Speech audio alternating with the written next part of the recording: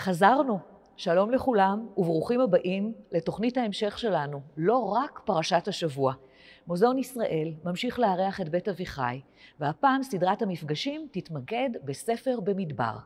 השיחה הראשונה שלנו תהיה עם אביגדור שנן, פרופסור לספרות האגדה והיועץ האקדמי של בית אביחי, והדוקטור אדולפו רויטמן, האוצר של המגילות הגנוזות והמנהל של היכל הספר. תהנו.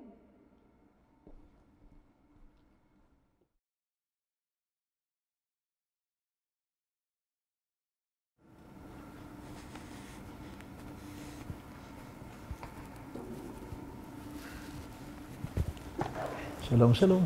שלום, אביגדור.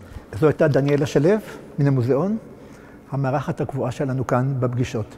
אנחנו פותחים היום כאמור 9 פגישות שתוקדשנה לפרשות של ספר במדבר, כאשר בכל אחת מהם, כזכור, משנים קודמות, אני נפגש, או מישהו אחר מבית אביחי, עם אחד מן האוצרים בגלריה במוזיאון, לשיחה על פרשת השבוע ועל דברים נוספים העולים מתוך הגלריה שבה אנו מתארחים. 9 פרשות לספר במדבר, מעולם לא עסקנו במדבר. דיברנו פה על בראשית ועל שמות ויקרא, פעם ראשונה במדבר, וזה נפלא מאוד. נושא הפרשה, פרשת במדבר, הוא מספרים, מניעה, מפקד של עם ישראל. זה לא מקרה שספר במדבר קרוי בלועזית numbers, באנגלית numbers, כלומר מספרים. באמת הפרשה הראשונה כולה מניין של בני ישראל, בשעה שהם מוכנים כבר לקראת הכניסה לארץ, מה שהתרחש בעוד כך וכך, במקרה זה 40 שנה אפילו. הפתיחה של הפרשה, וידבר השם אל משה במדבר סיני, באוהל מועד, באחד לחודש השני, בשנה השנית לצאתם מארץ מצרים, כלומר רק שנה אחת במדבר, לאמור, שאו את ראש כל עדת בני ישראל למשפחותם, לבית אבותם, במספר שמות, כל זכר לגולגולותם, מבין 20 שנה ומעלה. כל יוצאי צבא בישראל, תפקדו אותם לצבאותם אתה ואהרון. ובאמת באה רשימה ארוכה של כל שבט ושבט ומספר הזכרים מעל גיל 20, חוץ משבט לוי, למתעניינים 603,350 ראש בדיוק. לאחר מכן באה הוראה מדויקת לספור את הלוויים. ודבר השם אל משה במדבר סיני לאמור, פקוד את בני לוי לבית אבותם. הפעם כל זכר מבין חודש ומעלה, משה פוקד את הלוויים 22,000 בול. ואז בא מניין נוסף, הקדוש ברוך הוא מצווה על משה לפקוד את הבכורים שבבני ישראל, כל בכור זכר, משה פוקד אותם, 22,273, ואז מודיע הקדוש ברוך הוא למשה שהוא לוקח את הלוויים, 22,000, במקום לקחת את הבכורות, כי הבכורות שייכות לו, הוא לוקח את הלוויים במקום את הבכורות, וההבדל בין 22,000 ל-22,273, התורה מסתדרת יפה מאוד עם הדבר הזה, ובזה נגמרת הפרשה. כולם מספרים.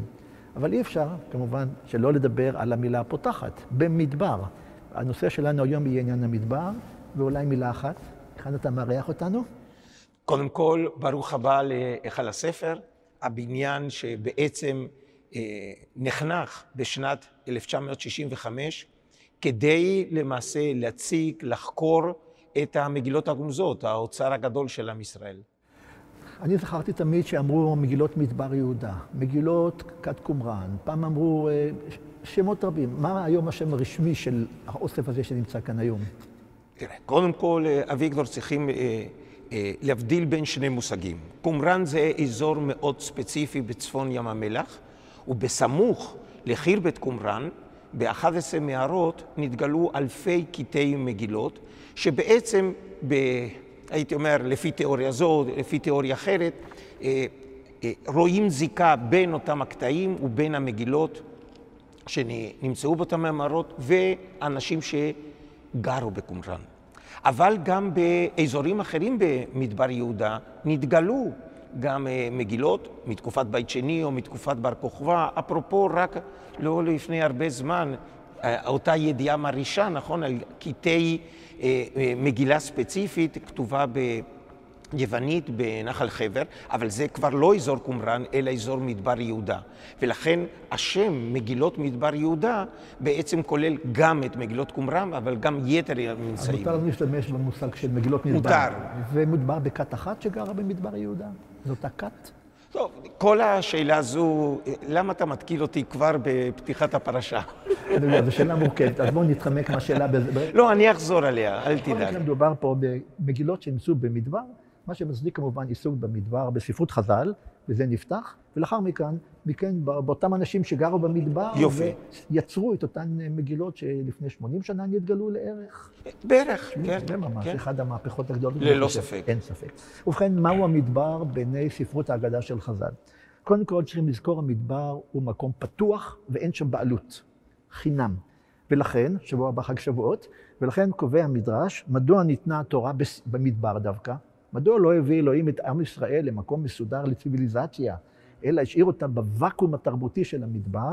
התשובה היא שהמדבר הוא חינם לכל. אין בעלות על שום דבר, וכך גם התורה. כל אחד יכול ללמוד, כל אחד יכולה ללמוד, לעסוק, לחקור ולטפל, ולכן התורה ניתנה דווקא במדבר. זו תשובה הראשונה, שאין בעלות על שום דבר. התשובה השנייה, היא מדברת על כך, ואולי לא כולם יאהבו את זה, שהמדבר אתה לא משלם מיסים.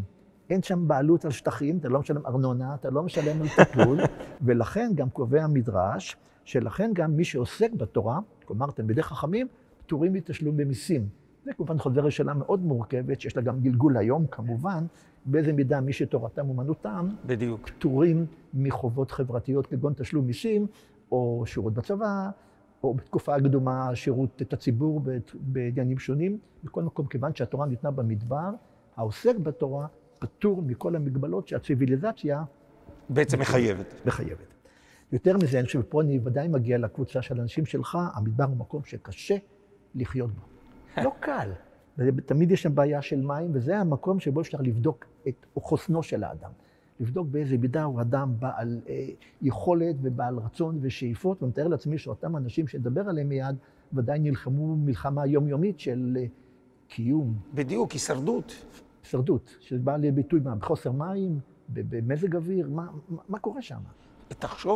תחשוב קודם כל כמה חם האזור. אני מגיע במכונית ממוזגת, כך שאני לא... בדיוק ככה. לא פעם אני אומר לאנשים, עד כמה אנחנו לא תופסים את רוח האנשים, כאשר אנחנו באים למעשה בתנאים של העולם המודרני, אל אזור שבקיץ זה יכול להגיע ליותר מ-50 מעלות, ואנשים היו צריכים לשרוד באותם התנאים.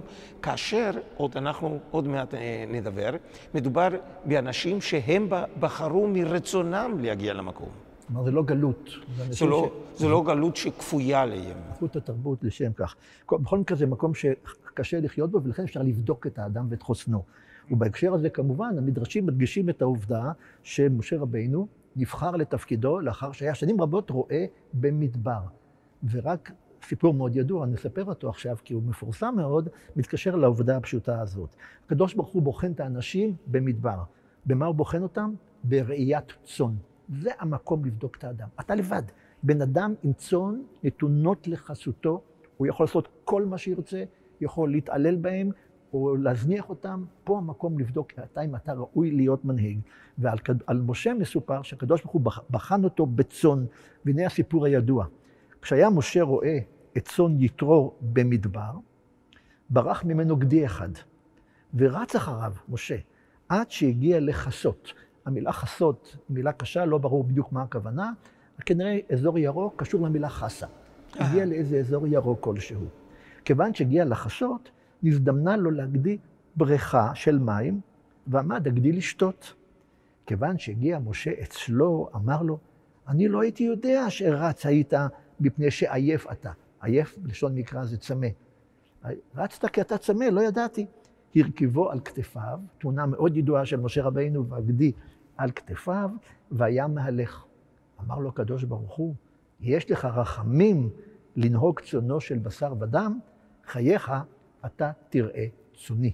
הריצה של משה, אולי אפילו בהתנשפות אחרי הגדי, רק כדי לגלות שהגדי צמא, והרחמים שביחס אל הגדי ולקיחת הגדי הרך הזה על כתפיו, זה המקום לבדוק. וגם על דוד המלך מסופר לנו, סיפור נוסף במדרש, שגם הוא נבדק, הוא היה רועה צאן, עד גיל מאוד מבוגר. אתם זוכרים, כאשר שמואל בא למשוח בן מבניו של ישי, דוד לא שם, עד שמזמינים אותו, כי הוא רועה בצאן. ובצאן עצמו דוד הגיע למה שהגיע, וגם פה יש סיפור יפה. מדוע הלך דוד לראות דווקא במדבר? התשובה היא שבמדבר אי אפשר לגזול. באזור של בני אדם תמיד אפשר לגזול, והצאן תמיד גוזל. פה אוכל ירק של מישהו, פה פוגע בצמח של מישהו, במדבר אין גזל.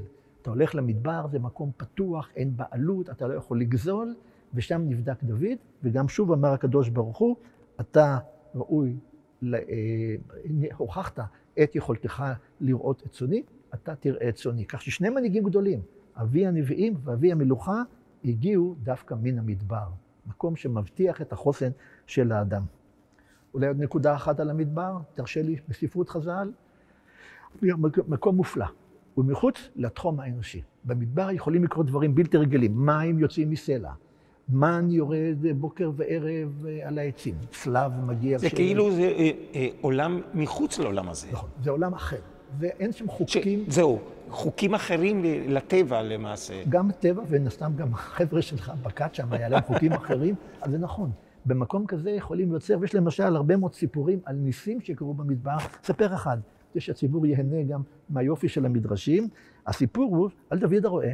כשהיה דוד רואה את הצאן, הלך מצא את הראם ישן במדבר. ראם זו חיה מיתולוגית אדירה, והיה סבור בו שהוא הר. ועלה עליו והיה רואה. תראו לכם, דוד והצאן עולים על הראם האדיר ורואים בין שערותיו. ננער הראם, התעורר הראם ועמד. והיה דוד רוכב על קרניו, והיה גבוה עד השמיים. באותה שעה אמר דוד, ריבונו של עולם, אם אתה מורידני מן הראם הזה, אני בונה לך היכל בגובה של 100 אמה. מה עשה הקדוש ברוך הוא? זימן אריה. כיוון שראה הראם את האריה, נתיירא ממנו שהרי האריה הוא מלך החיות. ולכן הראם מתכופף כדי להשתחוות בפני האריה. כיוון שראה דוד את האריה, הוא גם כן נבהל ממנו. זימן הקדוש ברוך הוא צבי, קפץ האריה אחריו, רץ האריה אחרי הצבי, ודוד ירד מן הראם והלך לו, והסיפור הזה נגמר פלא אחר פלא. רק במדבר יכולים לקרוא דברים כגון אלה. ואולי הנקודה האחרונה, אני חושב שהיא ממש משמעותית. במדבר זה מקום להתחלת דת חדשה. אם להתחיל משהו זה במדבר, ובאמת, יסלח לי דוד בן גוריון, שהוא מדבר על בארץ ישראל קם העם היהודי. העם היהודי התחיל את דרכו במצרים, ותורתו עוצבה במדבר.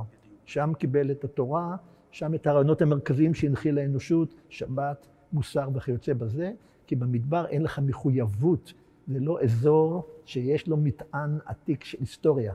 ואני רוצה להביא דוגמה אחת לא מוכרת, דווקא על אברהם, המונותאיסט הראשון, איך הוא החל את דרכו במדבר, ואיך הוא החל להפיץ את תורת האמונה באל אחד במדבר. כלומר, לא משה רבנו עם עם ישראל, אלא כבר אברהם החל לנצל את המדבר כדרך להפיץ את תורתו, והנה מה שמספר לנו מדרש בראשית רבה. נאמר על אברהם שבנה והוא שומרים את דרך השם לעשות צדקה ומשפט. צדקה ומשפט. בלשון חז"ל, צדקה זה לא לשון צדקה המקראית, שזה צדק, בלשון חז"ל צדקה זה כמו שאנחנו אומרים. צדקה, מעשה של עזרה, גמילות חסדים. ולפי חז"ל, אם כך, אברהם עשה צדקה ומשפט. וזה מספר רבי יהודה את הסיפור הבא. תחילה אברהם עשה צדקה. אם לא הלך בצדקה, הלך בדרך משפט. כלומר, הוא נקט בשתי שיטות. בראשונה, בדרך השכנוע... בדיוק כמו הקדוש ברוך הוא, יש מידת הדין ויש מידת הרחמים. תודה לך. אברהם ישמח על ההשוואה הזאת. כיצד? אברהם היה מקבל את העוברים ואת השבים. שהיו אוכלים ושותים, אמר להם, ברכו. אמרו לו, מה נברך? אמר, ברכו. ברוך אל עליון שאכלנו משלו. כלומר, הוא מביא אותם להכרה שיש אל אחד, אל עליון, שאכלנו משלו. מי שהיה מקבל עליו לברך, היה אוכל ושותה והולך לו. ואם לא קיבל, מי שסירב להיענות להצעה החביבה הזאת, היה אומר לו אברהם, שלם מה שעליך, שלם. והוא אומר לו, מה יש עליי? כלומר, בעברית פשוטה, כמה אני חייב לך? אמר לו, קנקן יין ב10 פולרים, זה סוג של מטבע, עיגול לחם ב10 פולרים. מי נותן לך יין במדבר? מי נותן לך לחם במדבר? כלומר, שלם. מי שהיה רואה צרתו צרה, היה אומר, ברוך אל עליון שאכלנו משלו. כלומר, בדרך הקשה. מה שאברהם לא הצליח לעשות בדרך רכה, הוא הצליח בדרך קשה לעשות צדקה ומשפט. ושם התחילה האמונה באל אחד, במדבר, בידי אברהם. וזה ודאי עניין מאוד משמעותי לאורך כל ההיסטוריה, שדתות חדשות צצות מן המדבר. בהחלט זה מתחבר גם לנושאים שלי, וכפי שאתה יודע, אני בעצם איש תקופת הבית השני. כן?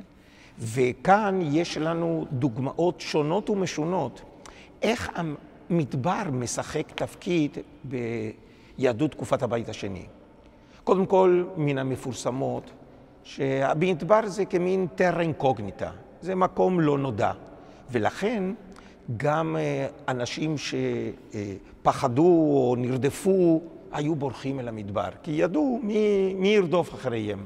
ככה יש לנו סיפור עם דוד, וככה יש לנו גם עם הנביא אליהו, כן? זאת אומרת, בורחים אל המדבר. עכשיו, יש לנו גם סיפורים בתקופת הבית השני, שככה זה היה גם באותם השנים. למשל, בספר מכבים א', בתקופת גזירות אנטיוכוס, אי שם בשליש הראשון של המאה השנייה לפני הספירה, בעל ספר המכבים מספר, אז ירדו רבים בבקשם צדק ומשפט. צדק ומשפט, כמו אברהם. בדיוק, כמו אברהם. אל המדבר לשבת שם. הם ובניהם ונשותיהם ומקניהם, כי כבדו הרעות עליהם. זאת אומרת, כאן למעשה הפרדיגמה היא הפרדיגמה ידועה. אנשים בצרות בורחים אל המדבר. אבל גדול ההיסטוריונים היהודים בעת העתיקה, יוזפוס, שבזכותו לפחות לי יש פרנסה. אני מכיר אותו בשם יוסף בן מתתיהו. יוסף בן מתתיהו, כן? סוף מחצית השנייה של המאה הראשונה לספירה, הוא מספר על תופעה מאוד מעניינת. הוא מספר על מה שהוא מכנה אותם ליסטים, רמאים, נביאי שקר, שבעצם היו מוליכים את העם אל המדבר. מן הסתם אתה מבין שבעצם האנשים הללו ברובם באים מן העיר, ובעצם מחפשים משהו אחר, והמשהו אחר זה במדבר. אפרופו מה שאתה אמרת, לגבי הניסים שהאנשים בעצם מייחסים למדבר, את הכוח הזה העל-טבעי, כן? הוא מספר ככה, מעשיהם של הליסטים מילאו את העיר רשע הזו, כלומר הכוונה לירושלים, ואנשים המתעתעים והרמאים פיתו את ההמון ללכת אחריהם אל המדבר, שכן אמרו, שיראו להם בגילוי ניסים ואותות שיעשו בהשגת אלוהים. זאת אומרת, זה המקום הטבעי. אם אתה רוצה לבוא במגע עם אלוהים, אל תצפה משהו מהעיר. העיר, כלומר, בית המקדש. הרי זה אמור להיות משכן האל. לא, שם לא. הניסים יהיו במדבר. ומצד אחד ראינו אנשים שמתוך כורח, מתוך אונס בורחים אל המדבר, וכאן למעשה כאילו מפתים אותם. אבל האם אנשים היו הולכים אל המדבר מרצון?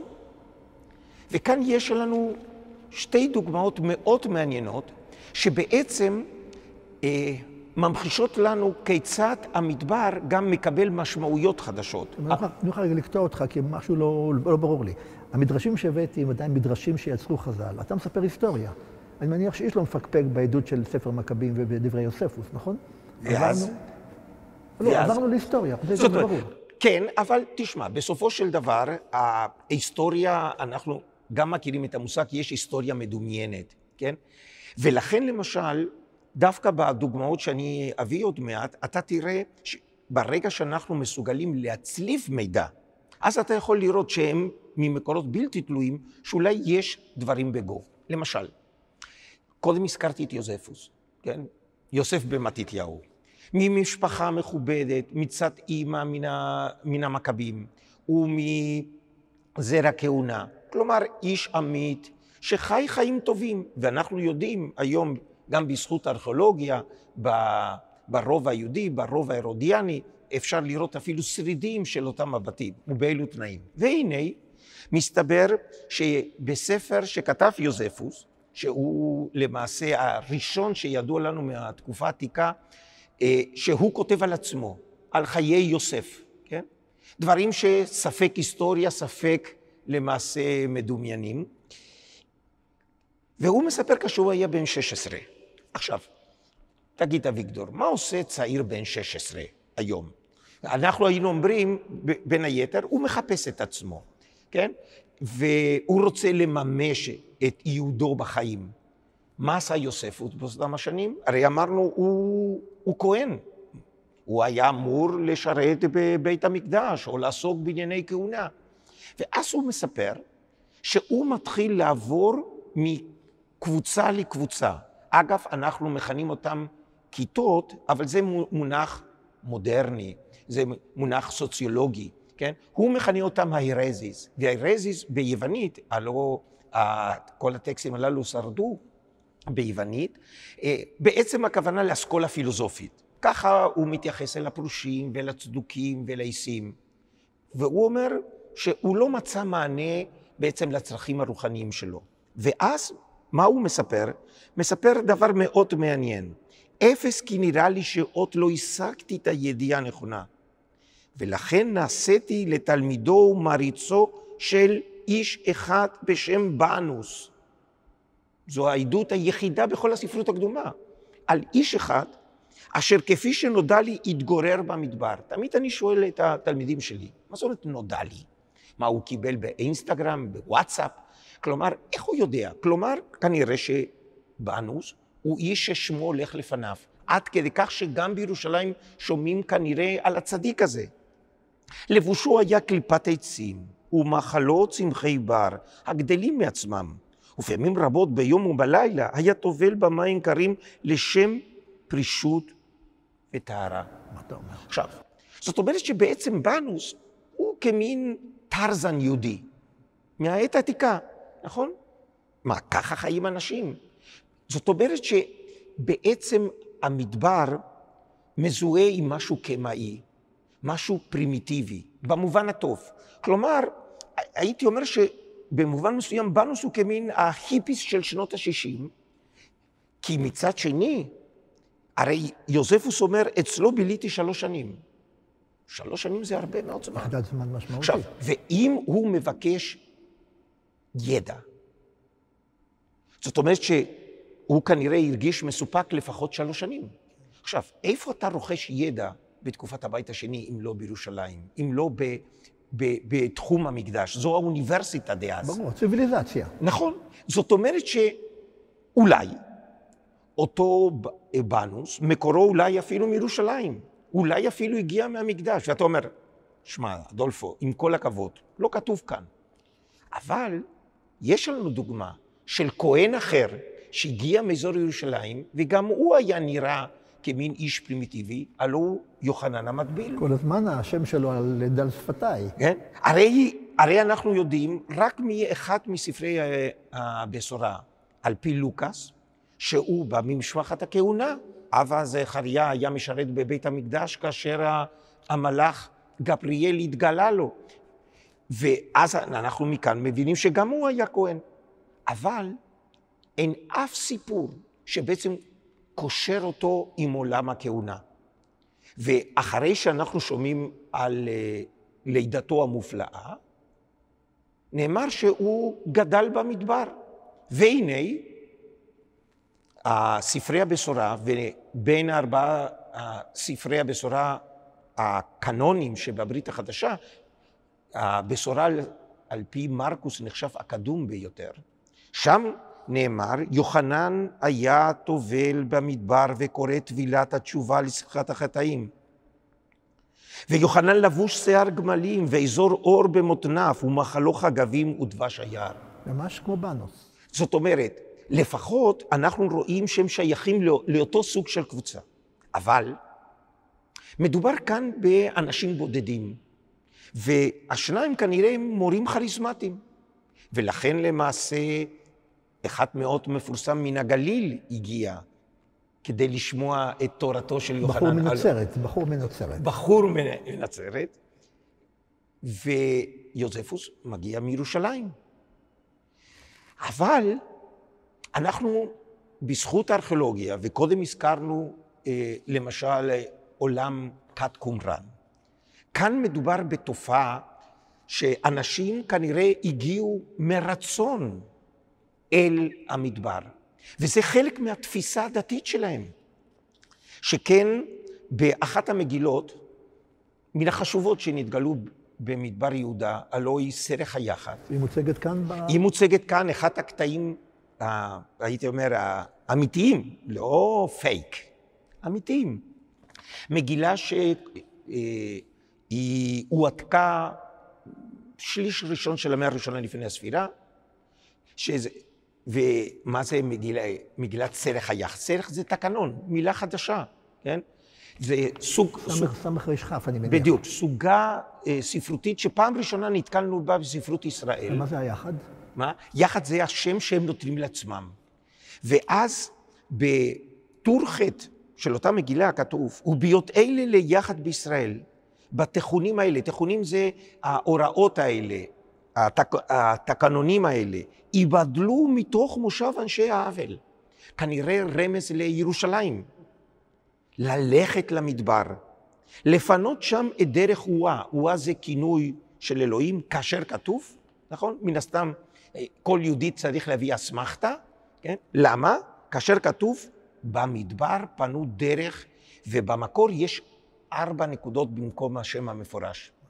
עכשיו, אביגדור. אנחנו נראה את זה, אני מקווה. אפשר לראות את המגילה הזו? בטח שאפשר. לא תמיד, הרי אנחנו גם מקיימים רוטציות כאן בהיכל הספר, אז לא תמיד הקטע ספציפי. אבל אמרנו שראשית הפסוק זה קול קורא, ואפילו רגילים תמיד לומר קול קורא במדבר, נכון? אבל זה קול קורא במדבר, כי זה מה שמעניין אותם, המדבר. המדבר זה לא סתם מקום שהם הלכו שם כי מישהו רדף אחריהם. זה חלק מתפיסת עולמם. זה המקום שבעצם אתה יכול שם לעבור איזה מין תהליך של היטהרות, מקום שאתה יכול לפגוש את אלוהים, זה מקום שבעצם אתה מצפה שמשהו חדש יצמח. וכאן... אני רוצה להבין, רוב הזמן מה הם עשו? למדו תורה, עבדו, מה היה סדר? גם וגם. קודם כל, הכלכלה שלהם היא מבחינה מסוימת אוטרכית. זאת אומרת, הם מכלכלים את עצמם. וגם כאן בהיכל הספר יש כלי עבודה שנמצאו שם בקומראן, שמלמדים באמת על חיי יום-יום שלהם. ואני אנצל את הידע שלך. מה עומד היום במחקר השאלה של נשים בכת? אז תשמע, הנוכחות והעידוד של נוכחות של נשים היא כמעט ולא קיימת, כן? גם למעשה בממצאים הכל כך חשובים בבית הקברות. כמובן שאנחנו לא חופרים בבית הקברות, אבל בתקופת שהירדנים החזיקו בשטח, בשנות ה-50 יש לנו ממצאים, ולפעמים גם באופן אקראי נמצאו קברים בקומראן. העדות, הייתי אומר, המכרעת היא שרוב רובם הם ממצאים של גברים. כלומר, הצטרפו כל הזמן אנשים. כן, כן. כי כאן מדובר בקבוצה שהם ניהלו חיים מאוד סקפניים. ודיברנו קודם על עולם המדבר. עולם המדבר הוא לא עולם של לוקסוס. כן? לכן למשל בקומראן אתה לא רואה פסיפסים, אתה לא רואה קירות מטויחים, אתה לא רואה מה שאתה רגיל לראות בבתים שדווקא יוזפוס התגורר בהם. וזה מתחבר בעצם ישירות עם הנושא שלנו היום, לא רק עם מדבר, עם דור המדבר. תראה, אנשי הכת, הם ראו את עצמם כמין דור המדבר של הזמן ההוא. למשל, באחת המגילות, שגם היא חלק של אוסף של היכל הספר, מלחמת בני אור בבני חושך, התיאור של אותה מלחמה באחרית הימים, בסוף ההיסטוריה, בימי האס חתון, כן? ואז ככה כתוב באותה מגילה, מלחמת בני אור, בני לוי ובני יהודה ובני בנימין, גאולת המדבר. כלומר, הם עצמם. כן? ילחמו בם כל הצבא גולת כל הצבא לכל גדודיהם בשוב גולת בני אור ממדבר העמים לחנות במדבר ירושלים. הם בני אור. כלומר, הם רואים את עצמם באמת כאותם השבטים, שלמעשה כשלב מעבר בין ציוויליזציות, בין מצרים לכנען, הם התגבשו כעם במדבר, ואז נכנסו לארץ המובטחת. אבל מה הארץ המובטחת שלהם? זו בדיוק הנקודה. עכשיו, הם בעצם חיים בתחושה שהם ממש ערב יום הדין, הסוף קרב. ולכן למעשה, יחד עם המציאות, הם חיים יחד עם החזון. וכאן יש, בין המגילות שלנו, יש מגילה שמתחברת ישירות בדיוק אפילו לפרשה, לא לנושא הכללי. כי הרי אתה דיברת כאן על השבטים, ואנחנו מדברים על מחנה במדבר, ואנחנו יודעים שלמעשה מסביב למשכן היו חונים שבטי ישראל. יש תיאור מאוד מדוקדק בתורה, בדיוק איזה שבט, באיזה צד. בדיוק. עכשיו, אחת המגילות כאן, מן החשובות שנמצאו במדבר יהודה, זו מגילת המקדש. מגילה שנתגלתה ב-1956, מגילה שהיא למעשה ארוכה ביותר מכל מגילות קומראן, יותר מ8 מטרים, אולי במקור אפילו 9 מטרים. מי נתן את השם שלה? מי נתן את השם? ידין הגדול, כן? בפרסום נפלא, לפני מחשבים, ואתה אומר איך עשו דבר כזה? במהדורה מופלאה, ב-1977 הוא מפרסם את המגילה. ראיתי, בעיניי ראיתי. הייתי באירוע שיגאל ידין הלהיב המוני. אני הייתי ילד, מה אני יכול להגיד? יגאל ידין הלהיב, נדמה לי בעיני אומה אפילו, מלא מפה לפה. קודם כל שמעתי שהוא היה מרצה נהדר. אחיו של יוסי ידין, מה אתה רוצה? הוא שחקן בעצמו. שחקן עכשיו, גדול. ולמה מגילת המקדש? כי רוב המגילה, לא כל כולה, רוב המילה עוסקת במקדש. אבל זה לא סתם מקדש. במגילה, המגילה עוסקת בעיר מקדש. איזה מין עיר דמיונית, זאת אומרת, מקדש עיר דמיונית, ממדים עצומים. למשל, אם היו מקימים את העיר מקדש, אז זו, למעשה, הגודל שלה זה היה פי 4 הר הבית. תחשוב, מקדש אורדוס הוא מהסטרוקטורות הכי מפלצתיות של עולם העתיק, פי 4. כלומר, אנחנו אומרים שהנייר סובל כל דבר, כאן מגילה סובלת כל דבר. אבל קלף מן הסתם, הקלף סובל כל דבר. זה קלף, אגב, דק מאוד, כן? לא מגיע למילימטר. זאת אומרת, זה אתגר גם טכנולוגי, איך עשו את אותה מגילה. והדבר המעניין זה כאשר אתה רואה איך אנחנו, על פי התיאור, אתה משחזר את העיר מקדש. הרי הרעיון היה בדיוק כמו במחנה ישראל במדבר. יש מקדש במרכז, יש חצר, יש חומה, ויש שערים. השערים הראשונים הם כמובן שמות של בני לוי. לאחר מכן עוד חצר.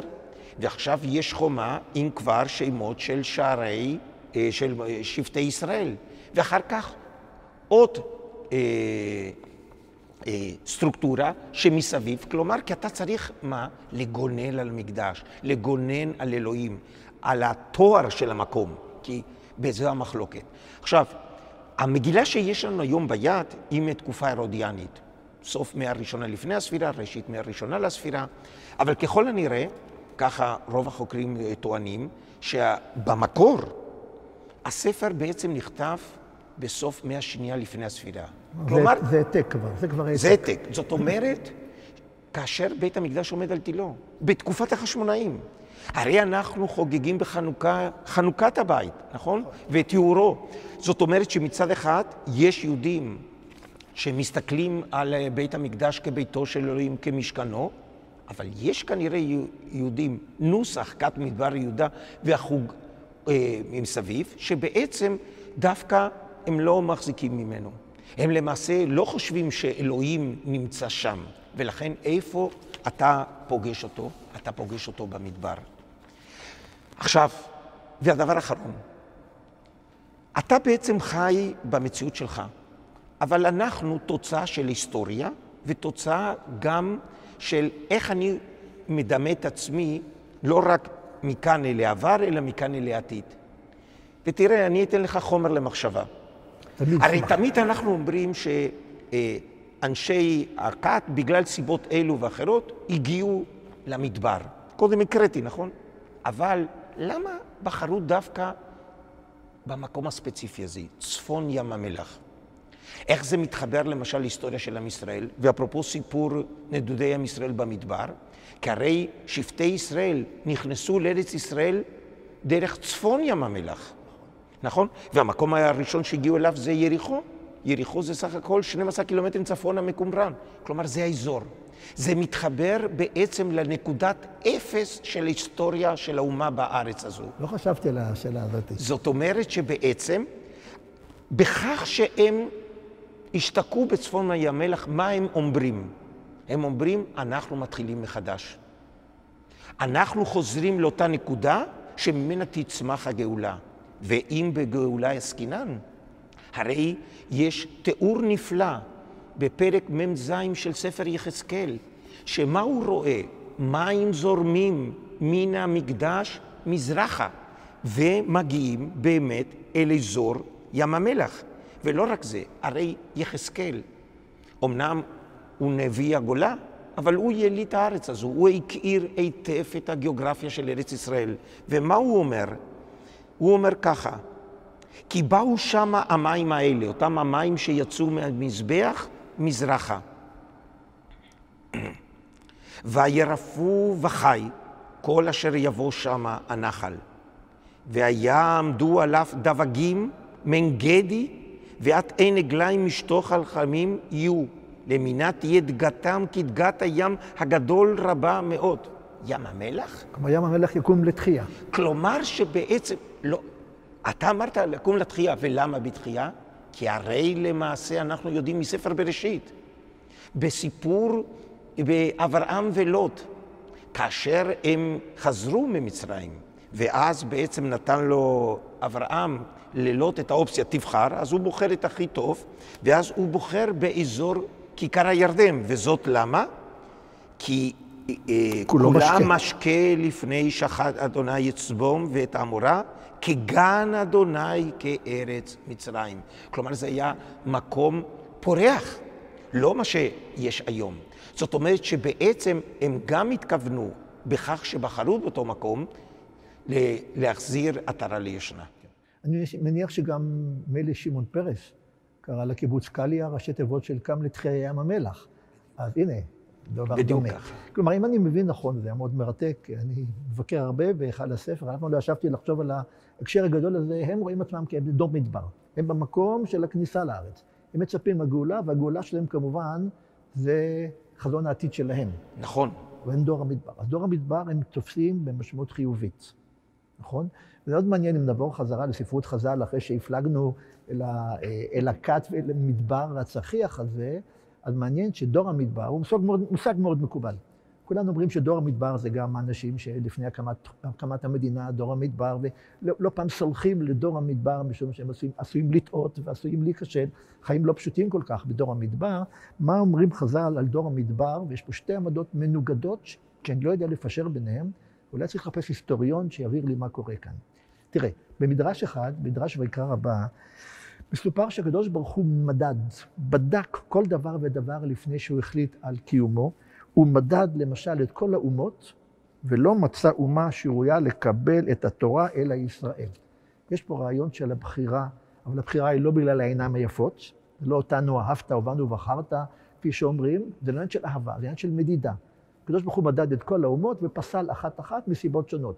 אלה רוצחים ואלה נואפים ואלה גנבים, יש לזה מסורות רבות, זה תת אגו מסאז' של עם ישראל, נבחרנו כי נמדדנו. ואז הוא אומר, מדד הקדוש ברוך הוא את כל הדורות, ולא מצא דור הראוי לקבל את התורה, אלא דור המדבר.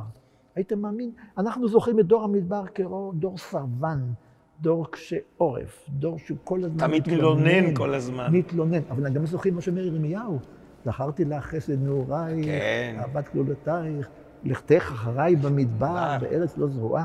אז בכל הדורות לא נמצא דור ראוי יותר לקבל את התורה, אלא דור המדבר. ובהמשך, מדד הקדוש ברוך הוא את כל ההרים, ולא מצא הר שתשרה עליו שכינה, אלא הר המוריה. ומדד את כל העיירות, ולא מצא עיר שיבנה בבית המקדש, אלא ירושלים. למה ירושלים? משום שירושלים היא מרכז העולם, טבורו של העולם. טבורו של עולם. לפי התפיסה שהעולם הוא עגול, אני מניח. ככל שאתה מתקרב יותר למרכז, אתה מגיע למקום הרבה יותר נעלה. ירושלים היא מרכז של העולם, מירושלים החל העולם להיברא, כמובן. העולם נברא שם, נכון? העולם מאותה נקודה. נכון, בהר הבית, באבן השתייה. בדיוק. זה נכון. חוץ מזה, גם ירושלים היא הגבוהה מכל הערים. ופה הגענו לגיאוגרפיה מדומיינת. גם חז"ל ידעו שיש ערים יותר גבוהים מירושלים. הם הכירו את הר מירון, שלא מזמן לצערנו הרב שמענו עליו. הם הכירו את הר מירון, הכירו את החרמון, הם ידעו שיש ערים גבוהים יותר מירושלים. אבל הרעיון הוא שירושלים היא נעלה מכל הערים, ובא לידי ביטוי גיאוגרפי מדומיין לחלוטין, שהיא במרכז העולם והיא הגבוהה מכל הארצות, ולכן בחר אותה אלוהים. לא יודע אם אתה יודע, אבל הרעיון הזה, לפני שמופיע גם אצל חז"ל, אנחנו מכירים את זה באחד הספרים שנמצאו בין המגילות הגנוזות, שזה למעשה ספר היובלים. בספר היובלים, שבערך 15 כתבי יד מספר היובלים נמצאו בין המגילות, באיזה שפה?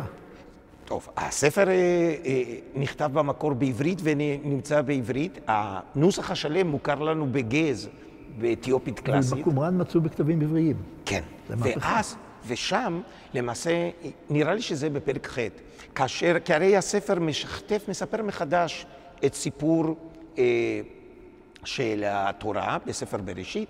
שם נאמר, למשל, על הר ציון שנמצא במרכז העולם. וחוקר אחד אמר, מניין בא הרעיון הזה?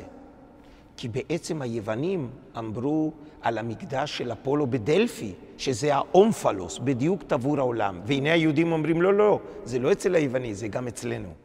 הוויכוחים האלה מופיעים כל הזמן, גם אני מניח גם לגבי השאלה של שער השמיים, שהבבלים אומרים שבבילו זה שער האלוהים, ואנחנו אומרים שזה בית אל. הוויכוחים האלה מופיעים כל הזמן, אבל מבחינתנו הוא בחר את ארץ ישראל, בחר את דור המדבר, בחר את ירושלים, מדד בכל ההרים ולא מצא הר שתינתן עליו תורה אלא הר סיני. אני רוצה להדגיש את זה כמה ימים לפני שבועות. בטח. כמובן, אבל יש שם ויכוח גדול בין ההרים. כל הר דרש שעליי תינתן התורה. באו הרים גדולים ועצומים, והר סיני עמד בצד והתבייש. ולא דרש עמדה מיוחדת. אז בזכות צניעותו. בזכות צניעותו, אלוהים נתן את התורה, כן, בהר סיני, ובזכות צניעותו של הסנה, זה כבר מדרש אחר, אלוהים התגלה למשה בסנה, ולא באיזה אילן מפואר. והמדרש שואל, למה לא התגלה אלוהים למשה בארז, באיזה עץ מפואר? למה דווקא בסנה? בגלל הצניעות של הסנה, בגלל הצניעות של הר סיני, לכן שם נבחרו בסוף בכל הארצות, ולא מצא ארץ שהיא ראויה לישראל, אלא ארץ ישראל. כלומר, הכל מבחינת בחירה, כולל דור המדבר. עם כל היחס המאוד בעייתי כלפיו בספר במדבר, בספר שמות, במדבר ואפילו בדברים. זה יחס חיובי, שלילי, סליחה, חיובי. מצד שני, וזה קטע שמאוד קשה לי להבין, במשנה, עד פה קראנו מדרש, יכולת לומר מדרש, המדרש הוא קצת, הסמכות שלו מועטת יחסית למשנה. במשנה של רבי יהודה הנשיא, במשנה בסנהדרין, תוך כדי עיסוק בשאלה האם לכולם יש עולם הבא או אין עולם הבא. אגב, תחיית המתים נזכר בגילות של מדבר יהודה? יש, זה לא נושא מרכזי, אבל כן מוזכר בכמה מגילות. אוקיי, אז במשנה עוסקת בשאלה הגדולה, האם לכל ישראל יש חלק לעולם הבא? הם כולם בסופו של דבר יקומו לאיזה משפט אלוהי ותחיית מתים וחיים כלשהם, והקביעה היא שלכאורה לכולם יש חלק לעולם הבא, ומיד מתחילה רשימה של מי שאין לו חלק לעולם הבא, ופה מדברים אפילו לא על בני ישראל, אלא על האנושות כולה. האם גם מי שאינו יהודי, יש לו איזה חלק בעתיד דמיוני כלשהו, ומתחילים בדור המבול. דור המבול, אין להם חלק לעולם הבא, זה עוד לא יהודים, כי אנחנו עוד לא בעם ישראל, אבל דור המבול אין לו חלק לעולם הבא, ואין עומדים לדין, כלומר הם נמחו מעל פני האדמה לנצח. הבא זה דור הפלגה. דור הפלגה זה הדור של מגדל בבל. אין להם חלק לעולם הבא, וגם הם לא עומדים לדין, ימחו לפני האדמה. אנשי סדום, כמובן, בטח. אין להם חלק לעולם הבא, וכו' וכו'. עד פה כל הרשעים של ספר בראשית, ועכשיו אפילו המרגלים. עברנו ספר במדבר, ובעוד כמה שבועות נקרא את פרשת שלח לך, ונגיע למרגלים. למרגלים אין להם חלק לעולם הבא. דור המדבר, אין להם חלק לעולם הבא, ואין עומדים בדין. שנאמר, במדבר הזה ייתמו ושם ימותו, דברי רבי עקיבא. לכאורה יש פה כפילות. אם כתוב שם ייתמו, למה גם נאמר ימותו? לפי שיטת רבי עקיבא, אי אפשר שיש פה כפילות, לכן הוא קובע ימותו בעולם הזה, או ייתמו בעולם הזה, וימותו, ואין לעולם הבא. רבי עקיבא קובע שאין לדור המדבר שום עתיד כלשהו, והתקשו בזה גם הפרשנים וגם החוקרים ההיסטוריונים, מה יש לרבי עקיבא שעמד, אם נקבל את המסורת, מאחורי מרד בר כוכבא, עידד את בר כוכבא או בר קוזיבו, כמו שאתם קוראים לו, בזכות האגרות שלו שמצאתם. מצאתם, אני נותן לך יפה, יפה שאתה נותן לי את הקרדיט הזה. אתה בשבילי עכשיו הפנים של המגילות. בר כוכבא, רבי עקיבא, רבי אליעזר מתנגד, ואומר לו, לא, לא, לא. עליהם, על דור המדבר, הוא אומר, אספו לי חסידיי כורתי בריתי עלי זבח, היינו, הם יקומו יום אחד, הם יאספו יום אחד, עדת קורח לא תחזור, ועשרת השבטים לא עתידים לחזור. גם זה קשה. כולנו באטרף, לאורך כל ההיסטוריה, עד היום הזה. מחפשים את 10 השבטים, מביאים אותם מפרו, מביאים אותם מהודו. פה המשנה קובעת, הם לא יחזרו, כלומר הם נעלמו שם, במקום שנעלמו, מבחינתי שוב דור המדבר. דור המדבר אין להם חלק לעולם הבא. וזה אומר רבי עקיבא. והפרשנים מתלבטים, והחוקרים מתלבטים. נגיד לך מה ההצעה הטובה ביותר שאני מכיר, למדתי אותה מפי מורי ורבי יוסף היינימן, זכרו לברכה. לא כולם קיבלו את דעתו, לפחות הוא הציע הצעה כלשהי. רבי עקיבא עמד מאחורי מרד בר כוכבא. הוא רצה שהמרד ירוץ קדימה, ולא ימתינו לכל מיני ניסים ופלאות שבעקבותיהם יהיה המרד. המרד חייב להיות, ולא להמתין לאיזה נס משמיים, לאיזה תחיית מתים כלשהי. צריכים לעזור לנס. צריכים לעזור. על ידי כך, לעזור לו, על ידי כך שיבצעו אותו ולא יעצרו אותו בכל מיני תקוות משיחיות וציפיות לכל מיני דברים כגון אלה. אז רבי עקיבא אמר, אין טעם לחכות לדור המדבר, הם לא יחזרו, אין טעם 10 השבטים, הם לא יחזרו, קדימה נצא לדרך, ולכן הוא פוסל את האפשרות שלהם לחזור. זו תפיסה פוליטית, היסטורית, שמנסה להבין מה יש לרבי עקיבא כנגד דור המדבר. אחרי הכל הם חלק מבשרנו, ובוודאי 10 השבטים הם חלק מן העם הזה, למה לאסור על ביאתם? אז טוען היינימן, רבי עקיבא אומר, זה הזמן למרוד ולא להמתין לכל מיני דברים שהבטיחו לנו, הנביאים למיניהם, על כך שיום אחד הגולים ישובו מארץ אשור, ומי יודע מה אין, קדימה לדרך, ולכן הם לא יחזרו בלבד. זה אחת הדעות האפשריות. קודם כל פה יש אפשרות מאוד לגנאי עם 10 השבטים, דור המדבר, יחד עם המבול ועם פלגה ועם אנשי סדום ועם הרגלים, עמדה שלילית כלפי דור המדבר, בניגוד לדעה אחרת שהיא עמדה מאוד חיובית. כלומר, יש דור מדבר, ויש דור מדבר, וצריך לדעת לחיות עם... ועכשיו למדנו דור מדבר חדש, דור המדבר של כת אנשי קומראן, אנשי המדבר עצמם.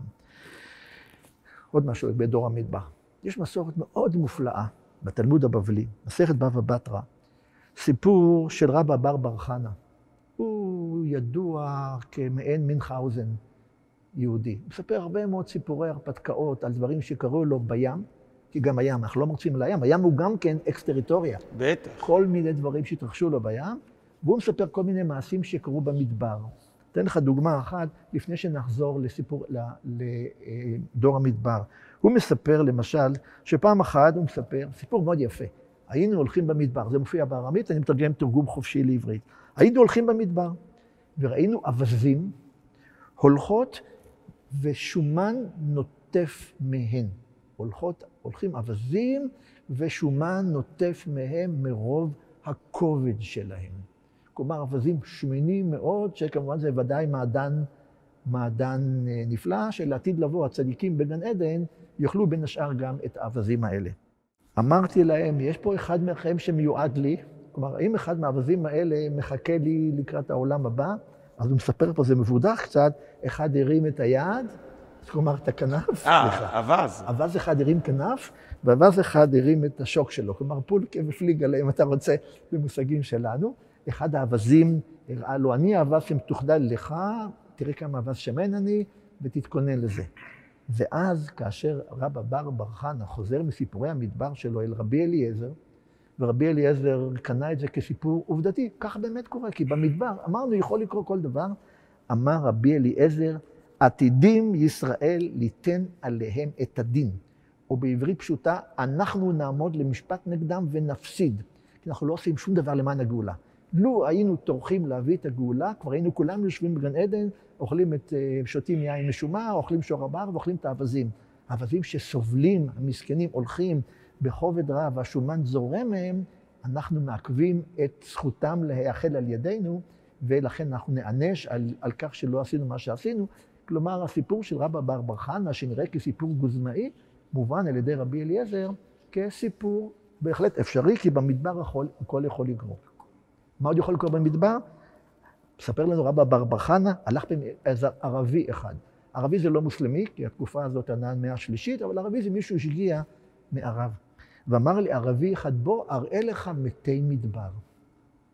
הלכתי וראיתי, זה בארמית, אני מתרגם, נראו כרדומים מיין, כלומר כשיכורים, לא ממש, הם לא נרכבו, גופם לא נרכב, הם נשארו במלוא חיותם, ושכבו על הגב, הפרקדן, ואחד מהם ברכו הייתה זקופה, כלומר הוא כופף את הברך, ונכנסתי עם הערבי ועם הגמל מתחת לברך של אותו אדם, ואפילו לערבי, לגמל היה חרב זקופה, וגם היא לא הגיעה אל הברך של אותו כלומר, ענקים. הוא מתאר אותם כדמויות ענק, בלתי רגילות, שוכבות במדבר ומחכות למה שמחכות, ואז כמובן שהם יהודים ויש להם גם ציציות, לקחתי בחשאי אחת מן הציציות כדי להראות מה זה התכלת המקורית שהייתה בתקופת המדבר. ואז לא יכולנו לזוז. ברגע שלקחתי את הציצית, הוא אומר, קפאנו במקום. אמר לי אותו ערבי, לקחת משהו מהם? תחזיר. כי רק אם לוקח משהו מהם דבר, הוא קופא במקום, הוא החזיר את הציצית, והלך וחזר וסיפר על מה שקרה. כלומר, זה מין דמויות מיתיות, גדולות בהיקפם. שוב, רבא בר בר חנא מספר עליהם, ופה נותן עוצמה בלתי רגילה, שמי מנצל את זה כמובן? ביאליק. ביאליק חיבר שתי יצירות גדולות. אחת, פואמה מתי מדבר, מ-1902, ואחת מפורסמת יותר, מתי מדבר האחרונים, מ-1896, והפואמות האלה נלמדו בזמנו בבגרות, לא יכולת להגיע בלי ללמוד את ביאליק, האומר, קומו תואי מדבר, צאו מתוך השממה, עוד הדרך רב, עוד רבה המלחמה. רב לכם לנוע, לנוד בערבה, ולפניכם פרוסה דרך גדולה רחבה. אל נא יעצרונו פגרי הנחשלים, שבעבדותם מתו, נפסח על החללים. כלומר, יש פה קריאה, זה ביאליקית מאוד מאוד, לתחייה של העם, בכוח, בעוצמה, להיות מתי מדבר שקמו על רגליהם מחדש, וחוזרים כדי להקים את מה שצריך להקים, כלומר, ארץ חדשה אם תרצה, מדינה חדשה, לא יודע אם כבר חשב על מדינה, בכל זאת זה כבר אחרי הרצל. ובסוף הוא אומר, קומו איפה נדים, עזבו את השממה, אך אל יעל קולכם, דרכו עוז בדממה. פוליטית, לא לעשות רעש גדול מדי. בהתחלה צריך לעשות את זה בצורה יותר מתונה. זה הפירוש של שירו של ביאליק. פן צעתכם ירגיז מדבר ונרדמיו, ואיש ואיש בלבבו ישמע את הד פעמיו. כלומר, הגיע הזמן לעשות משהו, אבל בשלב ראשון בשקט, לא בעוצמה גדולה מדי. לא יודע, הוא מדבר פה על התפיסות ההרצליאנות והאחרות שלה, אינני יודע מה ההקשר שלו. לא לחם קלוקל, סלב, דגן שמיים, לחם עצב תאכל, פרי עמל ידיים. לא אוהל טוב, עליות שחקים, בית אחר בית תבנה, אוהל אחר תקים. כלומר, ממש קריאה, ביאליק רואה את עם ישראל בראשית המאה ה-20 כמעט דור מדבר, שכעת מחכה לשובו בדיוק. כך שהנושא של דור מדבר מתגלגל מן המקרא למדרש, לכת שלך במדבר, ובסופו של דבר אפילו לשירו של ביאליק, ובסופו של דבר, אם תרשה לי לסיים במה שהוא מאוד משמעותי מבחינתי, זה טקסט אנטי-משנאי ברור, תרגום הארמי לתורה, שבאחד המקומות, בניגוד למשנה, קובע במפורש, שלא רק שדור המדבר יחזור, אלא גם משה רבינו יחזור. לא דיברנו על משה, אבל עדיין שמת לב, כולם שמים לב שלמשה אין שום תפקיד בעתיד הגאולה של עם ישראל. אליהו הנביא, יבוא משיח בן דוד, יבוא משיח בן יוסף, מי יודע מה, כל מיני משיחים יבואו. משה רבינו נגנז ונעלם, וספק גדול אם הוא יקום לתחייה, שהרי נאמר דור המדבר לא יקומו, משה הוא דור המדבר. התרגום הרמי הזה, שהוא כנראה טקסט עממי יותר פופולרי, לא היה מוכן לקבל את גזר הדין של רבי עקיבא ושל המשנה, והוא מספר שלעתיד לבוא, כאשר יגיע קץ העולם, כמעט נשמע כמו מושג קומרני, יגיע קץ העולם, ועושי רעה יכלו, ומשה יצא מן המדבר, ומלך משיח יצא מרומי, שתי תהלוכות, זה ינהג את הצאן מכאן, וזה הצאן מכאן, ותהלוכה גדולה של הגאולה, דור המדבר כן יחזור, וזו התפיסה של התרגום, שאוהב אותה יותר כמובן מהתפיסה הביאליקית. התחלנו במדבר, נגמור במדבר. קטע מאוד מעניין. מה נאמר בשיר השירים? מי זאת עולה מן המדבר? זה תיאור של הבחורה, העולה מבוסמת, מאוד אקזוטית, אבל המדרש מבין את זה במשמעות אחרת. מי זאת עולה מן המדבר? עילויה מן המדבר. כל מה שעם ישראל יש לו טוב זה מן המדבר. אני לא בטוח אם בן גוריון ידע את זה. לא ידע את זה, היה רושם את זה על שולחן העבודה שלו. התורה ניתנה במדבר. המשכן במדבר. סנהדרין, מערכת משפטית במדבר. הכהונה במדבר. מלכות עם ישראל במדבר, שנאמר, אתם תהיו לי ממלכת כהנים. כל מתנות טובות שנתן הקדוש ברוך הוא לישראל מן המדבר. בימים אלה שמדברים הרבה על המדבר ופיתוח המדבר, אני חושב שהקטע הזה הוא ממש קול קורא, לא במדבר, קול קורא לשים פנינו למדבר, או כמו אותו שיר ידוע, לך לך למדבר, לפחות אני שרתי אותו בצעירותי, אתה דור אחר כבר, אינני יודע אם אתה מכיר אותו. לך לך למדבר. עד כאן. אני חושב שזה בהחלט מקום טוב שוב להודות למוזיאון, שאירח אותנו באמת במקום מאוד מופלא שכזה, לדוקטור אדולפו רויטמן, מנהל היכל הספר ואוצר המגילות הגנוזות. העונג היה שלי. של שנינו יחד, וכמובן, קודם כל לדניאלה שלו שכבר הציגה אותנו, ולתמר שטמפר מבית אביחי, ולשורה ארוכה מאוד שיום אחד נזכיר אותם, של צלם וצלמת, ואנשי קול ומאפרת, ואנשי הפקה, ואנשי פרסום, ומי לא, כמה אנשים עומדים מאחורי האירוע הזה, לכולם יש להודות תודה גדולה. בשבוע הבא, חג שבועות, אפשר להגיד כבר חג שמח לכולם, ולאחריו, יום שישי הבא, פרשת נשוא, ושם אני אפגש עם אוצרת אחרת, ואדבר איתה על יין ושתיית יין בישראל וביוון הקדומה. תודה רבה לך, ושבת שלום.